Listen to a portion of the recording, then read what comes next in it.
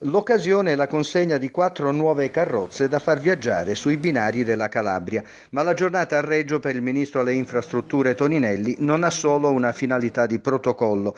Per l'uomo di governo, e il diretto interessato lo sa, le domande, soprattutto da parte dei cronisti, saranno altre. Ed infatti, appena giunto in riva allo stretto, il cerimoniale prevede la consegna delle nuove carrozze, un breve viaggio a bordo di una di esse fino a Melito Portosalvo, ma il momento clou è l'incontro con i giornalisti. Si parla in primis di Calabria, che è, parole di Toninelli, bellissima e abbandonata. Ma i temi sono tanti, sia su scala regionale sia su scala nazionale. Il porto di Gioia Tauro è materia prioritaria e a precisa domanda il ministro, anticipando la redazione di un nuovo piano sulla portualità, così risponde. Faremo un piano nazionale della portualità, metteremo nuove finalmente regole certe anche sulle concessioni e sono convinto che si apriranno spazi di sviluppo economico importanti, soprattutto in un porto tanto importante ma così poco attivo ed attivato come quello di Gioia Tauro. A seguire ponte sullo stretto di Messina. Non è una priorità ed ecco i motivi. In un paese con una vetustà infrastrutturale